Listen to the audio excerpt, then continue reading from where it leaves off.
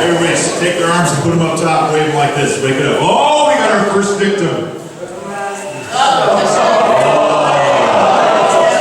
on down, come on front. All right, everybody sit back down.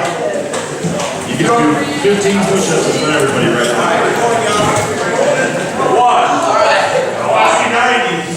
90. Flat back.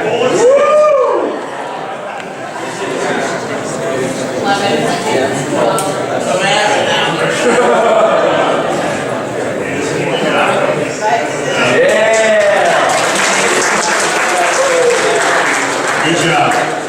All right, everybody, welcome. Thank you for getting up this morning. It's greatly appreciated. What I want to do, we normally go around the room and have everybody introduce themselves and where they're from. And at the end, we'll have all of our newbies. We've got a lot on the docket this morning I want to talk about. Obviously, we've got a lot of things happening around the mountain, and we want to get everybody in tune with what's going on. We're going to do a couple little situational deals. I've got a video for you and an exercise at the end to do. But no push-ups, Dean, I promise. I know you're against exercise. Now, for those of you that have been in the room with me for the last 5 years, Deanne is she's my annual heckler. So she will do that all the time. But is everybody doing okay? Yeah. We're getting started. It's November. We're getting ready to get everything open. We got a lot going on. So what we want to touch on now, a couple of the key things that we need to remember going forward. What's the most important thing that a member asks of us, do you think? Just jump it out. What's the first thing they want done? Acknowledge them when they know their name, right? Okay, now we've got 2,000 members. If you figure in spouses and significant others we're dealing with, and kids, we're probably dealing with a little over 4,000 people. Now that's probably virtually impossible to know everybody's names. I've been here 5 years, and there are probably, Dan and I and Nate were talking, probably 100 members that I've never met, that I haven't seen. They're in and out of here. We could miss them. They could be playing at Chiricahua while we're down at Renegade. So the important thing to do, there are tips and things within our system that we can help each other and make and embrace the membership the way they want to be embraced. First and foremost, how many of you know the Marriott rule? 15 feet, you greet, whether you know them or not, it's good morning, smile, and then at least they feel as if they've been greeted. Now, we're going to use a couple of examples. We brought up one of these bright and shiny carts. We're going to talk about how that's to be cleaned every day, but think about it, the backdrop, okay? Now, our outside service, you need to understand that you are the most important aspect of what we do, because that's where the entire operation for the golf team starts and ends. You're the first impression. The first impression. It's the most important. Okay, so if three of us are standing around the podium out here and we're having a conversation, the car pulls up and we continue on with our conversation, the members wait there at the car for us to come over and greet them. Wrong start. Okay, they get out of the car, they walk in the shop, they go to Peter, they're miserable because Mike didn't greet them with the backdrop. Okay, Peter then says, well, I'm sorry, we're delayed. We had a sprinkler situation on the golf course, you're going to have to tee up a half hour later. Number two. So no, from that point forward, they're now going to say, okay, the brakes are in the bunkers, the brakes are out of the bunkers. It's just set them off on a bad day. So what we've done then, in our situation, in the spoke and the wheel theory, by the time they get to the restaurant, Christoph could have the best cheeseburger and the coldest beer, and it's going to be horrible, because we set the tone for the experience to be off. Okay, I get that? So the car pulls up to the backdrop.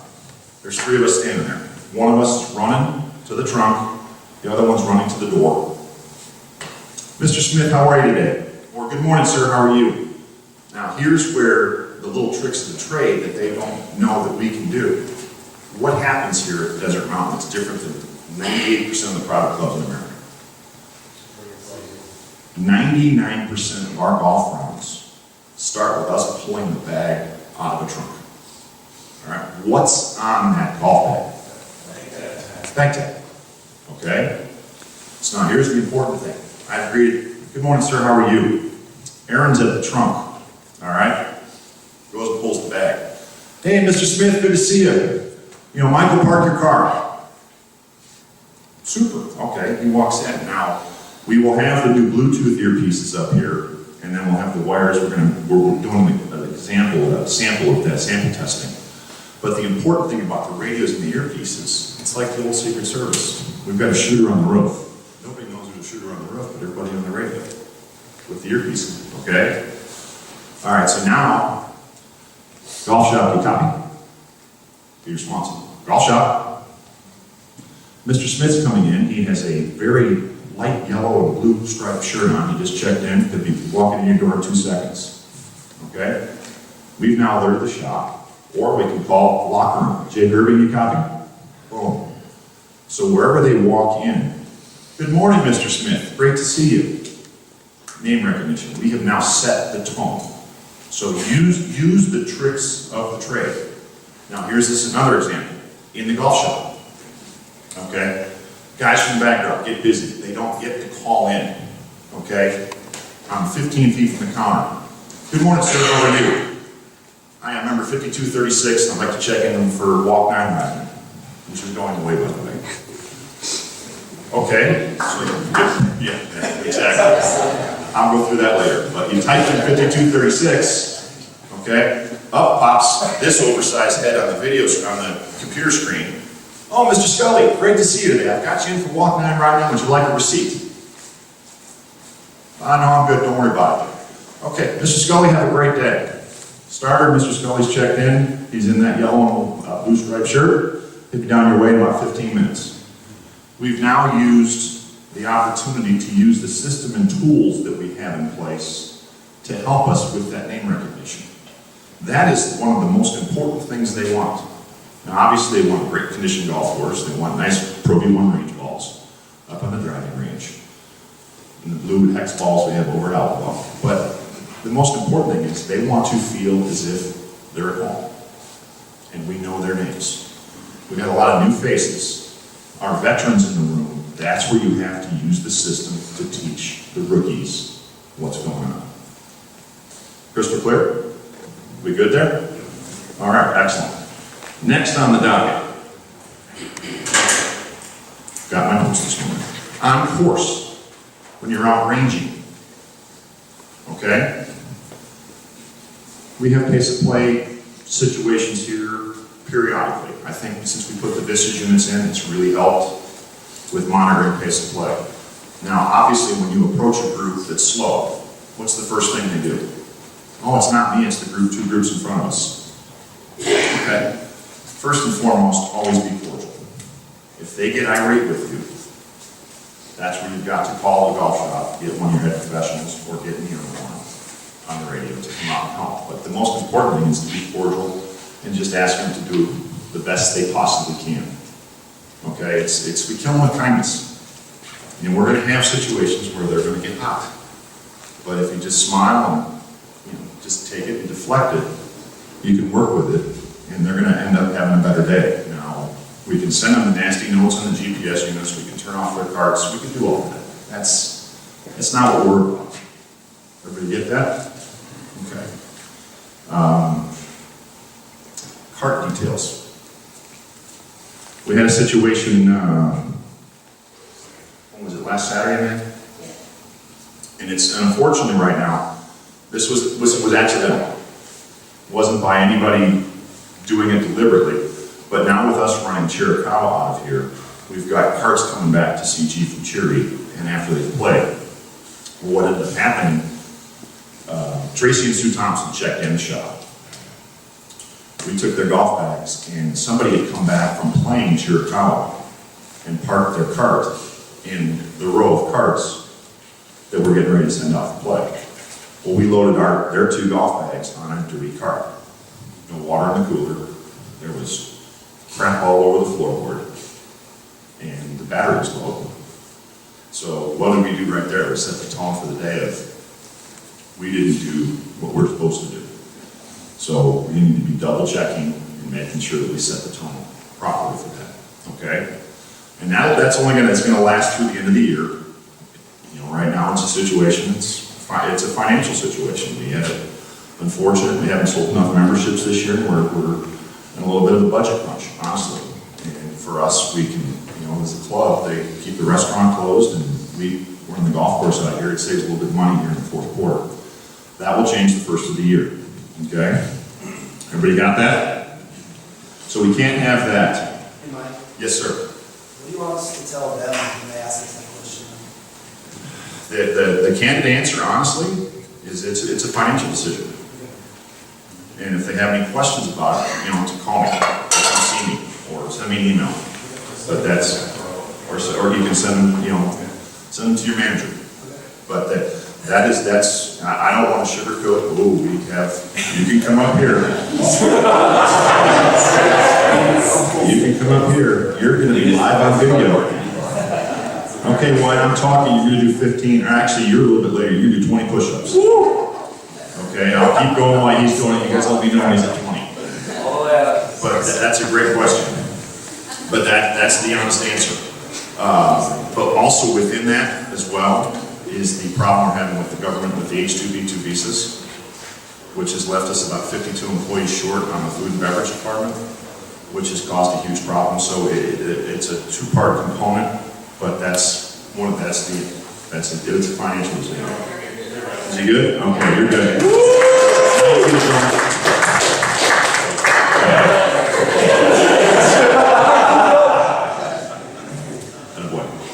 Okay, any questions on that?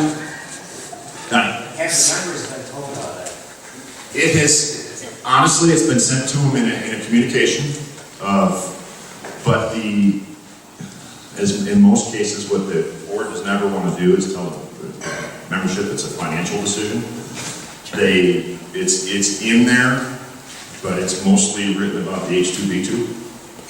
But it's also too, we're being, you know, stewards of your money and managing fiscally to get back on budget. But that's, from our aspect on the golf side, it's solely to get back on budget by the end of the year. So When's that going off? Well, it definitely goes through the first of the year. Now, because you have to remember, one of the reasons why I agreed to it is obviously we knew we were going to be very busy here the first part of November. Because Cochise is still in decent enough shape that we're still getting a high volume of play. Once that goes brown, no matter how green we've painted the fairways, that's like putting lipstick on a pig. The plate counts are going to go down on Cochise, and technically we would still have just enough play with Geronimo and Chiricahua that it made sense for us to run it out here. You know, we've got Luke and Matt down here, and the Chiricahua team will jump in and help here at CG during that time frame. And then, if you remember last year, we kept Geronimo closed, and it was closed till about the 15th of January. And then we needed it because the volume of play went up enough that we needed the 6 golf course. So we're at least till the first of the year. We don't know if we'll continue in the first 2 weeks of the month in the new year, but it's through the end of the year for sure. Because they asked the starter. No, I know that's why we're here this morning. Those are the kind of questions we want to know. But yeah, it's through the end of the year for sure. All right, any other questions on that? Those were good. Okay, upcoming events. We've got, we'll get into the card detail here in a second, but upcoming events. This coming week, Monday, we've got our men's opener. Connor, how many we got? 40 right now, looking probably about 40, 50, by 60. 10 a.m. shotgun 10 a.m. shotgun. at the patch. Okay. Then Tuesday we've got our 9-hole ladies opening, which is at 9 o'clock at Apache. And then I think we have 104 lovely ladies up here for Geronimo. And I made a great headway with Sean last night. Nate was there. So I'm getting the ladies off the path for Tuesday. So they'll be here on Geronimo. So for those of you who don't know my relationship with Sean Emerson, we're 2 brothers. And occasionally we punch each other in the nose, but we're 2 brothers and love each other, and we'll work it out. So he's been mad at me for a couple of days because we're moving to Geronimo. So if you call me, Nate was there last night, he calmed down. So we've got that. How many of you know about Parcel 19? How many of you want to know about Parcel 19? Okay. How many of you work at Renegade? Raise your hands. Okay, you're dealing with the brunt of Parcel 19 right now. Because we've got the 11th hole, 12th hole, and 13th hole. Well, 11 hasn't been impacted yet, but it will in the next 6 months with detention and retention ponds that are being put in for Parcel 19. Basically what that means is we're doing that to prevent the catastrophic flooding of parcel 19 if we were to have a weather situation like we had a couple years ago where we had 8 inches of rain hit that mountain right there in about 45 minutes. So we wouldn't flood that. So we're able to hold the water, release the water in that type of situation. So we've got 13 playing as a temporary par 3 right now. 12 is intact, but we have construction going on because they're going to start digging the lake. And then there'll be the detention area that will be in the wash on the side of 11. So now we've put 11 back in play as a regulation, right? So that's in play. The only thing we have to do, we've got to keep an eye out for Bob Zach walking around shagging balls with his shirt off. I got a call on that last night. So, What is parcel 19? what's that? What is parcel 19? Parcel 19 will be, thank you, Nick, and keep me on task this morning. Parcel 19 is going to be a par 3 golf course. All right, that'll have 150 homes in it. That will range in price from 1.2 million to 2.8 million. But it's going to have a fantastic clubhouse, which will have bocce, it'll have a giant lawn that they'll be able to do outdoor events on. So it's in a sports bar theme to the restaurant. So what that's going to do is going to dictate to us the success of that is what we're going to actually do at Renegade. Because Renegade, we have a proposal now that will get voted on here by the membership in the next 60 to 100 days to redo Renegade's golf course. Mr. Nicholas has a plan to redo all 18 holes in some form. Some could be just putting the greens back in place, some's moving greens, some's adding greens, some's adding bunkers. It's a pretty neat little deal, so we'll know more about that. The membership will vote on that right in the first quarter of 2018. Now, how that would impact us, they vote that through, Renegades, which would close on May 1st. The project would begin, and we believe we can have it done and ready to open Super Bowl weekend of 2019. Now, that would coincide with the grand opening of Parcel 19 as well. So we go from being a 6 golf course facility to a 7 golf course facility with an additional clubhouse, another retail component. I know. But we'll give you more. But so that you talk about 10,000 acres, 6 golf courses, we become now 10,150 acres with a 7th golf course. You know, the neat thing about the design of the golf course is in that 18 holes, it's 3,300 yards from the, so it's a regulation par 3, but the front tee on each one of the holes is designed that you can actually putt to the green. So within that regulation par 3 golf course, you have an 18-hole putting course. So it's a really neat concept. How many have been out to Wickenburg Ranch by chance? And have played a little wick? Well, that's M2, Mr. Pickett, Mr. Brownlee, 2 of our members. That's their company. They're the ones who designed that, come up with that concept. So it should be, yes, there. Yeah, right now they've had a couple come through. The Earp for Wyatt. They're trying to get away from the Indian names that we can't pronounce. So, I'm going to throw that out to you, and here's a challenge, and I'll give a reward for it. Suggest names for the par 3 golf course. Throw them at me.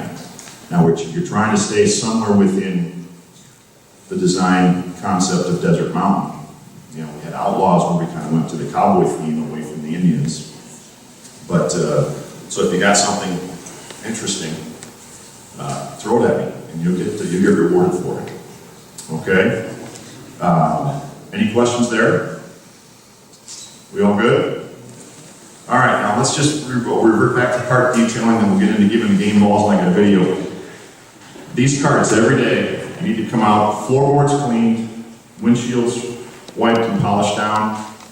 Straps are always closed as the cart sits in the staging area until you put a bag on it. It's got 2 towels, 3 tees. Where's our button? And make sure you have water in the club cleaner, club scrubber. And then how many of the bottles, Nate, do we have left from the PNC. Are those all gone? Okay, because we were using the 20 ounces up here, weren't we? So we want 3 bottles of water in the coolers. I know, but we need to go back to 3 because I've already heard about it. Okay, so that executive decision was made this morning, everybody. All right. So I hear about the damnedest things, team, so 3 bottles of water, always freshen it off with ice, and, but it has to go out that way at all times. And the one thing I want you to pay attention to, because it's one thing that, where were we playing? Was it you and I, Danny? Was it Southern Highlands? Where I found the 2 cigar butts on the top of the cart? Okay, you know, when you're cleaning the carts, this is a part of the cart that needs to be cleaned as well. Now, I'm being 6'5", I'm standing there alongside the cart waiting to tee off, and I just kind of look, and there's 2 cigar butts right here at the top. Now, this is a, you know, supposedly a top 250 club in the country. Southern Highlands is a great place, one of my favorite golf courses to play. Well, that wasn't the presentation. I know Mr. Goat, the owner, I know he doesn't want that being the presentation they put forward, okay? So we take the time, make sure it's done properly, okay? Oh, yes, for Mrs. Hurd. A sharp pencil with an eraser in the deal. Now, what you're gonna see, gang, so you understand, and Michael Lewis got a taste of it the other day with Kim Atkinson, the new brand coordinator here for the mountain. Currently, we have this off-colored kind of taupey with the desert mountain. We're going to be changing the coloring and the branding of the mountain. They're going to be changing the logo colors that you'll see coming forward. So these are all going to become relevant. We're going to go to a blue round pencil with the desert mountain logo on it. So it's the little things, the details. All right, so sharp pencil. Now this one will not pass. So make sure Mrs. Hurd does not get this card. Okay, any questions there?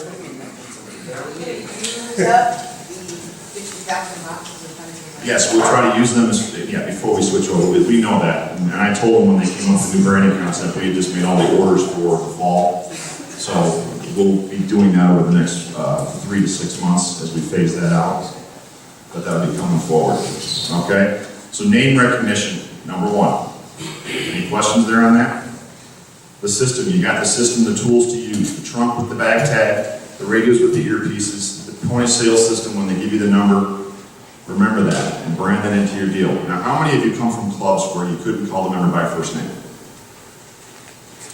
I'll raise my hand because you guys know I went through that when I first got here. So for our newbies, it's Mr. and Mrs. So-and-so until they say, please call me Dolores.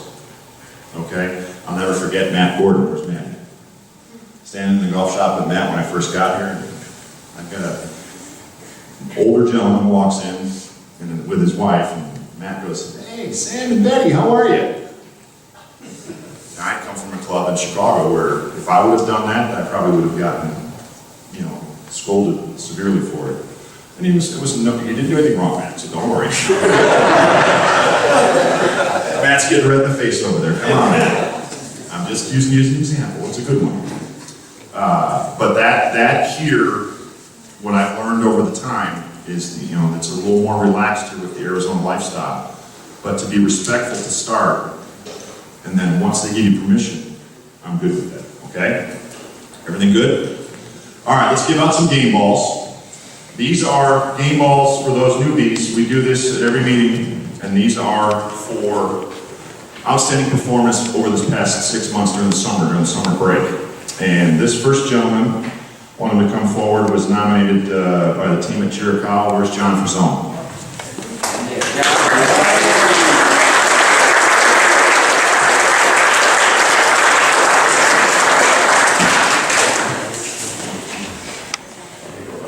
Well done. Great job.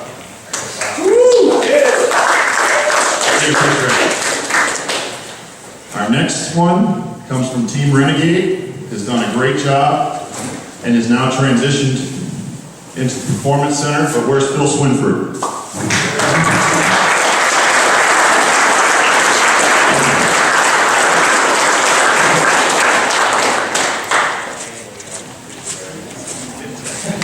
There you go. Congratulations. Yes, you know, Manny would get a game ball every time.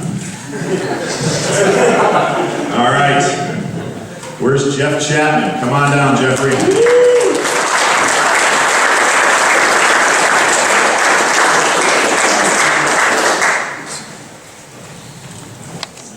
Our next one comes from the retail team, and I think it'll be the first time she's ever received a football with her name on it. But she has done just an unbelievable job, and I'm so proud of her. And she offices next to me, but where's Lauren Everett? Come on down.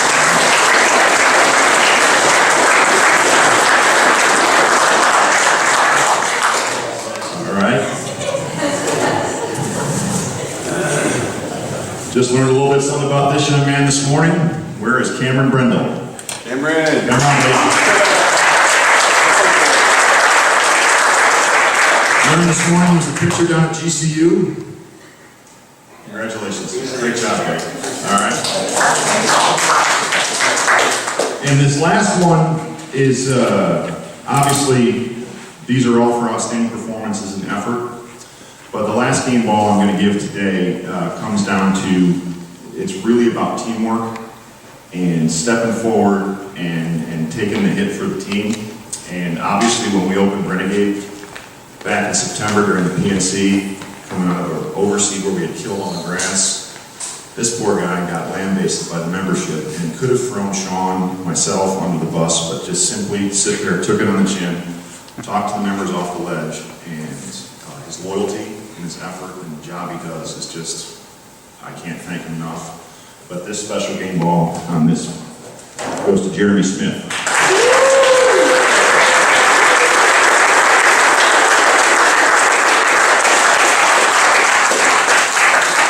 We will do those again after the first of the year based on the performance over the next 100 days when we get together again early in the morning. But those are something we started last year, and I hope you enjoy them. That's actually my artwork on there, kind of scary.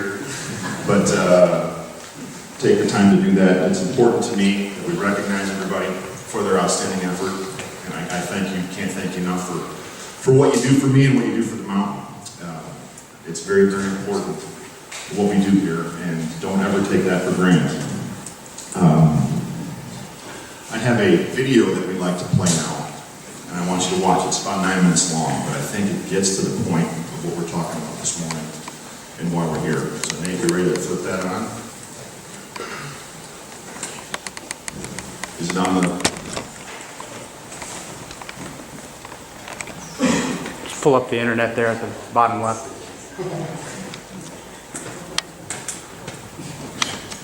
Where is it? I'm challenged here.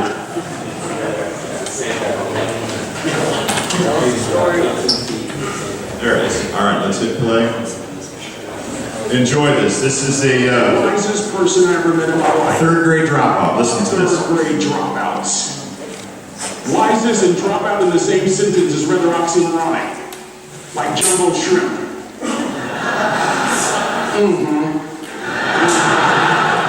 Like fun run. Ain't nothing fun about it.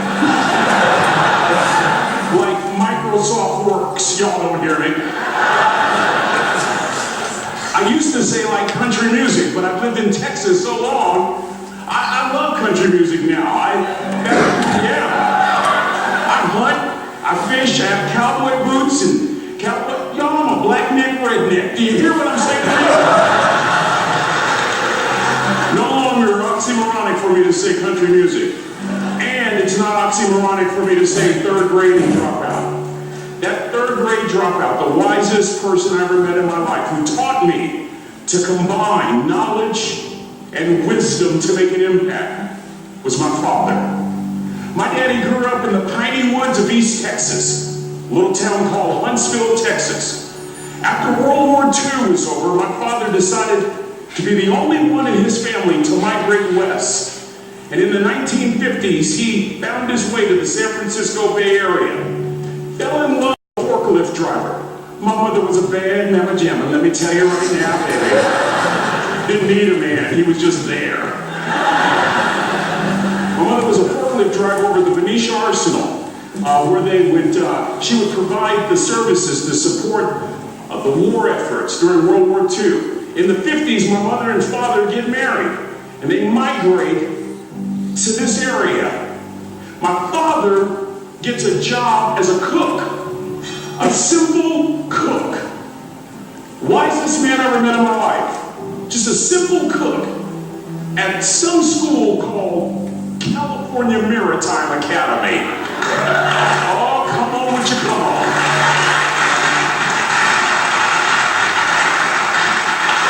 You have no idea how thrilled I am to be here. This is so emotional. This may be my favorite speech of all time because y'all are my family. I can't wait to take a picture with you. I grew up on this campus. I was born and reared here. Lived at 1141 Louisiana Street, Vallejo, California, 94590. My daddy used to work in something called the galley, the mess hall. Now it's the dining center. And it's a nice one. My father, wisest man I ever met in my life, left school in the 3rd grade to help out on the family farm, but just because he left school doesn't mean his education stopped. Mark Twain once said, "I've never allowed my schooling to get in the way of my education." My father taught himself how to read, taught himself how to write, decided in the midst of Jim Crowism, as America was breathing the last gasp of the Civil War, my father decided he was going to stand and be a man. Not a black man, not a brown man, not a white man, but a man. He literally challenged himself to be the best that he could all the days of his life. I want to share something with you.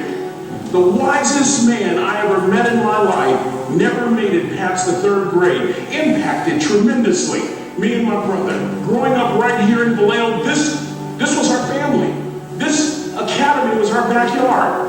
Going on that training ship and getting lost, sneaking into the pool, going to all the different places for nearly 30 years. This was home. And I want to tell you, I know what it takes to get where you are. And I need you to listen to me very carefully. I have 4 degrees. My brother is a judge. We're not the smartest ones in our family. It's a 3rd grade dropout daddy. A 3rd grade dropout daddy who was quoting Michelangelo when he was a cook at Cal Maritime, saying to us, "Boys, I won't have a problem if you aim high and miss, but I'm going to have a real issue if you aim low and hit." A country mother quoting Henry Ford, saying, "If you think you can or if you think you can't, you're right." You see, it takes knowledge and wisdom combined to grow your influence so that you'll make an impact. You'll be a shipmate that others can count on. I learned that from a 3rd grade drop. Simple lessons. Lessons like these. Son, don't judge people. Son, I've worked at Cal Maritime. You know, I've been all over the world. I've seen good and bad in every shade. Don't judge people. The tendency of a person is to walk away from somebody that's different from them. You stay there and you get to know them. Never judge. Then he dropped Jonathan Swift on me, who said vision is the ability to see the invisible. Don't judge. Another lesson from this 3rd grade dropout. Son, you'd rather be an hour early than a minute late. We never knew what time it was at my house because the clocks were always ahead. We were on Cal Maritime. Come on, somebody. Now watch this. My father had the breakfast and lunch shift here at the academy. He had to be at work at 5 o'clock. We lived on Louisiana Street, 15 minutes away. My mother said for nearly 30 years, my father left the house at 3:45 in the morning. One day she asked him, "Why, Daddy?" He said, "Maybe one of my boys will catch me in the act of excellence." I want to share a few things with you. Aristotle said, "You are what you repeatedly do." Therefore, excellence ought to be a habit, not an act. Don't ever forget that. The other thing I want to share with you is Harvard Business Review, September 2004. The article is titled Deep Smarts. Here's the thesis. Lecturing, what our universities are based upon, is the worst kind of teaching method, usually. Present company excluded. That if you want to get the intended message across, model the behavior. My daddy, a 3rd grade dropout, a cook, was modeling excellence for his boys, combining academic knowledge and old school wisdom. That's what makes an impact. in impact as you go all over the world. You're not interested in making a nice impression, you want to make an impact. Lesson number 3, be kind to people. He always told us kind deeds are never lost. I get to do a lot of NFL chapels. You see some amazing things with those National Football League players. You see guys that can bench press 200, 300 pounds 20 times.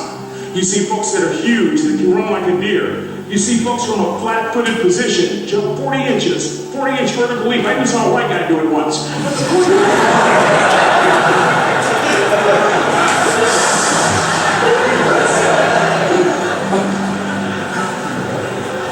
You know what stops me in my tracks? When I see one of those rich folks show kindness. It literally stops the world. George Washington Carver said, when common people do common things in uncommon ways, they command the attention of the world. I just described your grandmother. I know you're tough. I know you're seaworthy, but always remember to be kind. Always. Don't ever forget that. Never embarrass mama. Yeah. If mama ain't happy, ain't nobody happy. If daddy ain't happy, don't nobody care, but you know.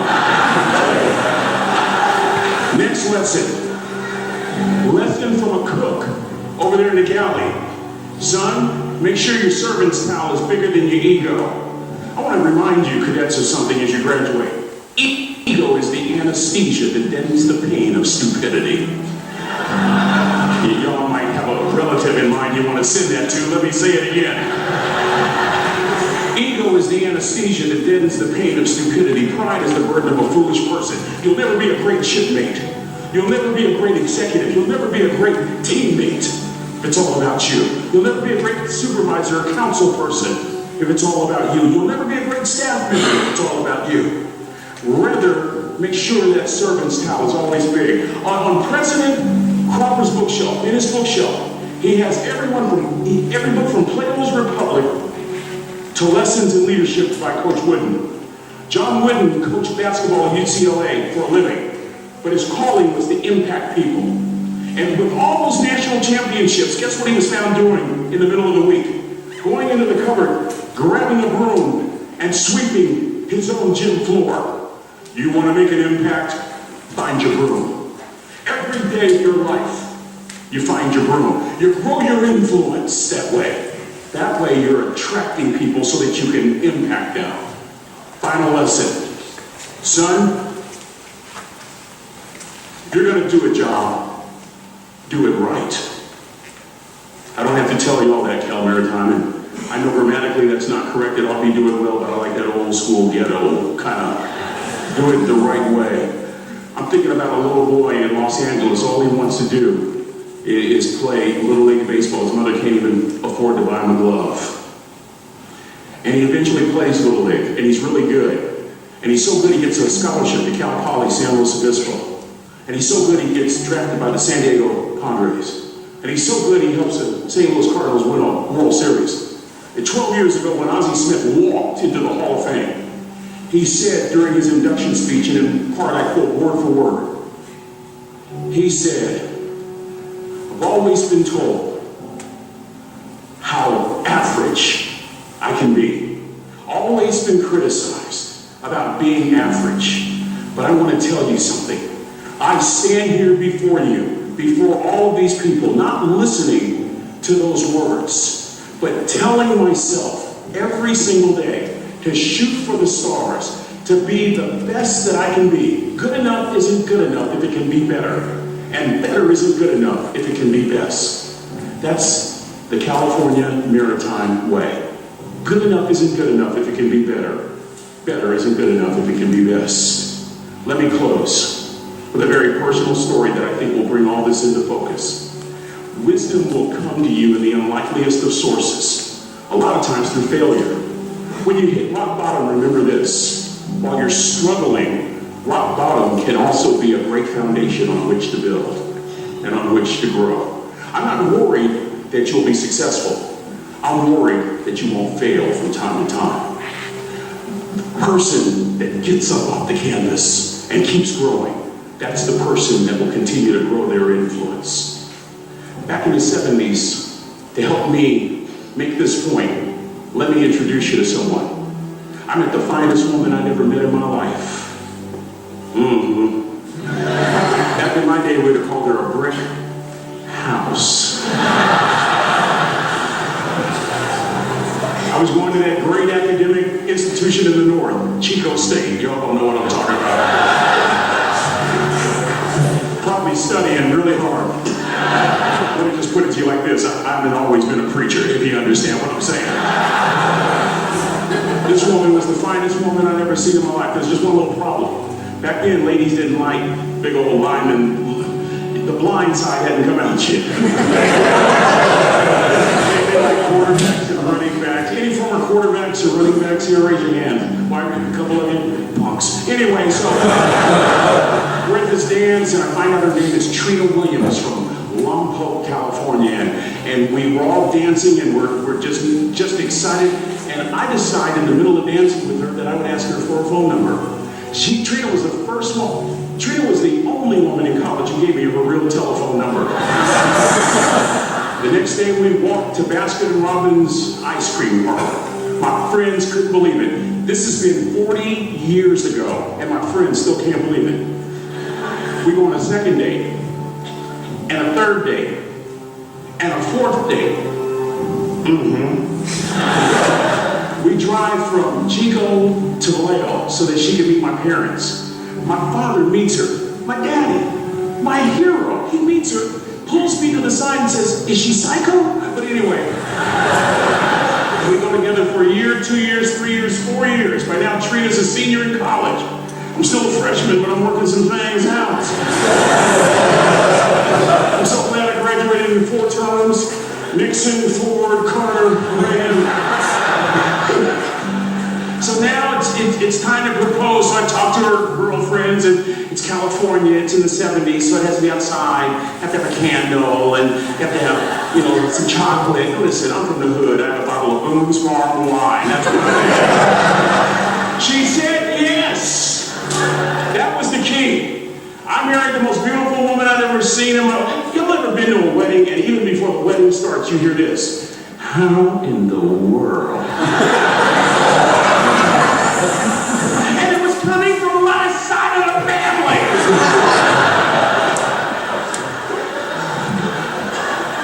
We get married, we have a few children. Our lives are great. One day, Trina finds a lump in her left breast.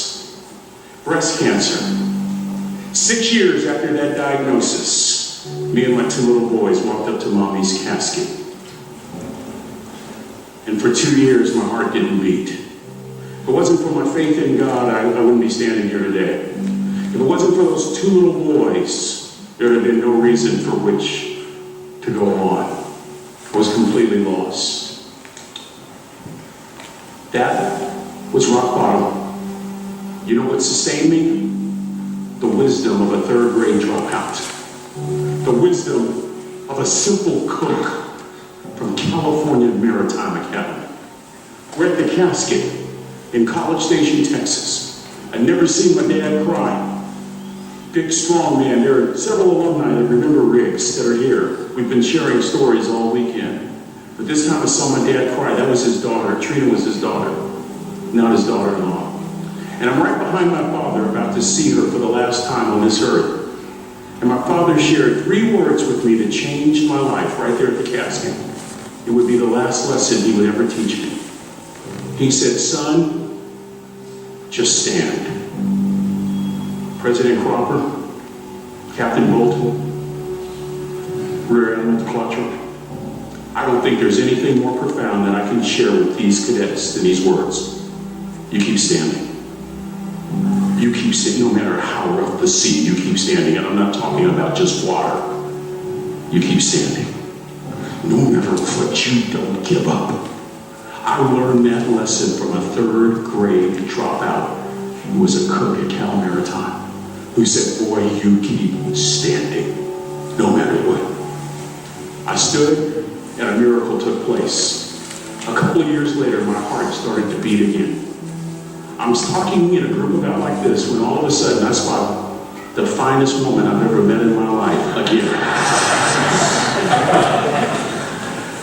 First thing Janet did after we got married, was she adopted those little boys, fulfilling Trina's last wish that her babies not go through life without a mommy.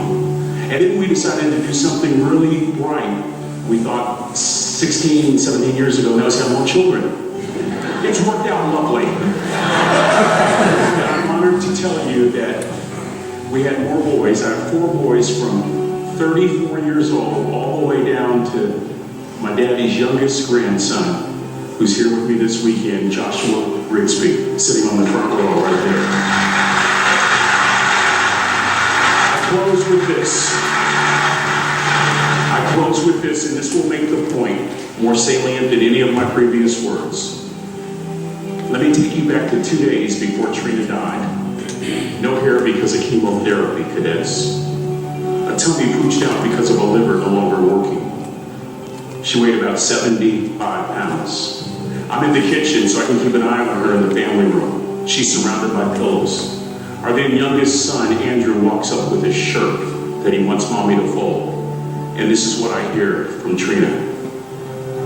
Andrew, Mama, not always gonna be there to help you. She was saying goodbye. And I was so moved, I waited for Andrew to leave and I walked over and I sat next to her on the couch. And as clearly as I'm talking to you today, these were some of her last words to me. She looked me in the eye and she said, "It doesn't matter to me any longer how long I live. What matters to me most is how I live."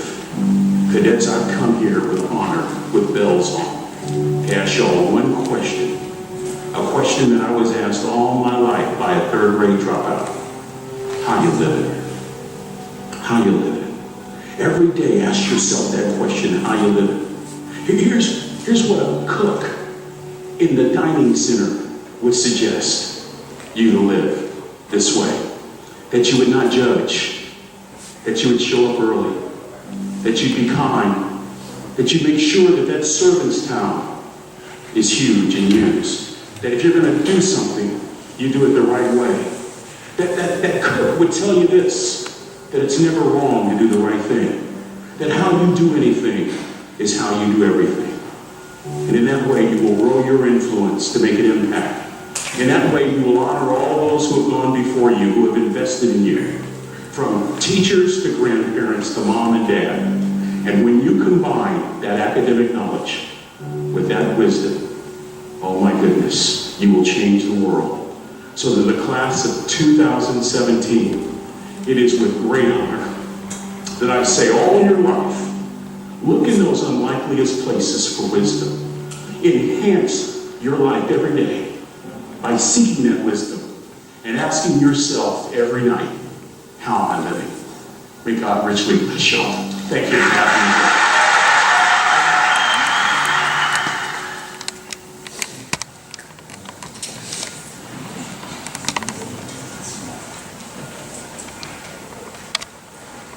What'd y'all think? It's pretty good, isn't it?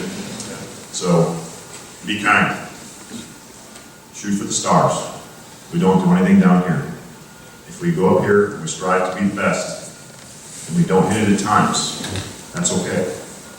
But support each other and be kind. And I'll ask you, how are you living? Okay? That's the message. I got one last thing for you to do this morning. Everybody stand up. Now I want you to stand on your chairs. Spread them out.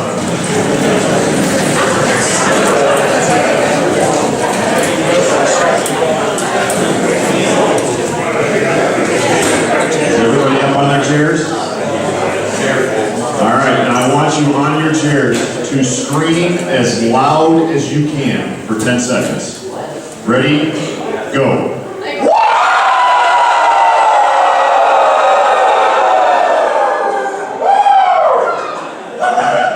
Everybody feel your pulse inside your neck.